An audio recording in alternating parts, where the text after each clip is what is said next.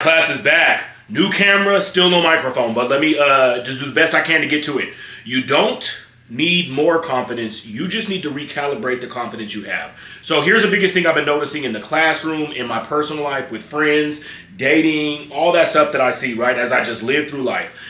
Most of the people that ask me for advice, because I became a mentor that I never had. I did not want to do this role, but it kind of fell in my lap, right? People ask me for advice. I try to do the best I can and break it down.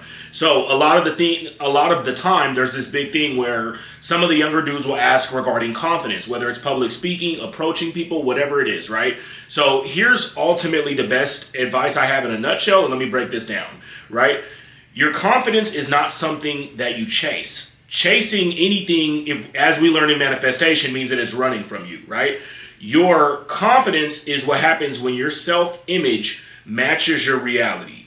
However you view yourself matches what your actual lifestyle, who you are, what you're doing. So let's kind of break this down, right? Confidence equals congruence, right? So you lose your confidence when your actions and identity are not the same, right? So let's say that recently with me, I started going to church, right? This was a big step over this obstacle for me because I haven't really gone to a church in years. I always kind of felt like, okay, I don't really know how I feel about actually showing up at a place of organized religion. I don't know how I'll be received, if they'll try to make me stay late and talk to people. I don't really know, right? So I start kind of showing up, right? So the first step was I start showing up. Then I start thinking like, okay, if I want to be aligned, I'm going to have to cut off certain things. First thing I had to cut off was going out the night before, right? Because I know if I'm going to show up here and try to figure this spiritual world out, right, this spiritual health, along with my mental health, if I'm doing that, my actions are out of sync if I'm partying and getting drunk the night before and hoping to make it, right? So I had to make sure that my actions actually fell in line. And that made me more confident to show up, right? So you recalibrate yourself. You're saying, okay, what is that I'm doing? How do I do this different? Now, where do I see this? I see this a lot in the career space, right? So what normally happens is people go into this with impostor syndrome, right? I first start teaching college. I meet all these other professors. Some of them have way higher education than I do. They're PhDs, they have their doctorates. So what happens at first is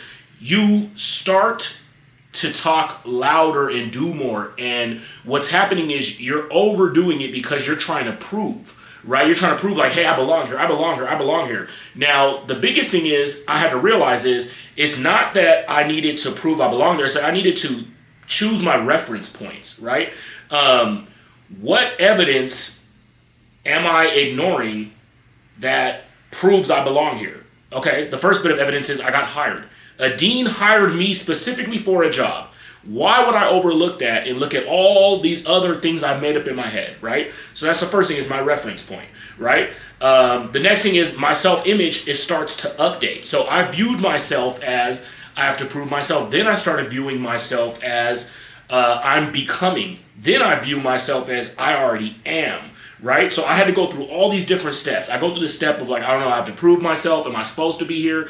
Then I go into the step of like, oh, okay, like I'm becoming the person that does the job. Then I turn into the person that does the job. And then lastly, all of it starts to make sense. Who I am and what I'm doing fall in line. So I built confidence based on that. I didn't work backwards, right? Now, where do I see this in relationships? I think in relationships, people think confidence is arrogance when they're in their single space, they're on dating apps, they're getting a lot of attention. They start thinking like, oh, okay, like I'm popping in these streets. That's not confidence, that's arrogance, right? Confidence is self-trust, right? Do I have a certain standard, and do I have qualifications, and do I make sure people meet those? Do I practice discernment and make sure people meet those standards before I put this out there? Absolutely. That's kind of where the confidence space comes in from. So you're not necessarily doubting yourself when you're holding up a standard. I think when you're overdoing it is usually when you're doubting yourself, right? Now, where does this come into as far as the mental health space? I think in the mental health space, when you're drained, you feel unconfident because you're disconnected from your identity, from who you think you are, right? I think what happens is when you go through recalibration, you figure out like, okay, what am I putting all my energy into? For me, it was really chasing validation, chasing approval, chasing and people pleasing, doing all the stuff to make people like me. Then I started recalibrating and said, wait a minute, what is it about me that makes me think I need someone to tell me how good I am or how smart I am or how amazing I am?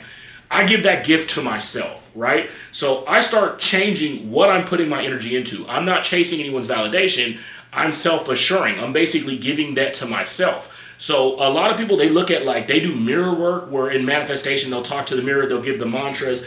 I think you can do numerous things, but ultimately what has to happen is you need to decide who you're becoming and do your habits align. And when that happens, you become the thing because you're doing the thing. You're doing the stuff. Now your self-concept, your self-image, how I view myself matches my reality, right? I had to practice and learn what a professor would do to become the professor, right? Then I start putting it into the content. Then I say, okay, well, let me start, putting this stuff out there. Let me help some of my previous students or somebody just on the internet. I had to start filming and I had to set a schedule for me to actually follow through with the plan and the strategy. Then I kind of turned all of it into one mission, right? So I think the biggest advice I have from a lot of this is figure out who you want to be.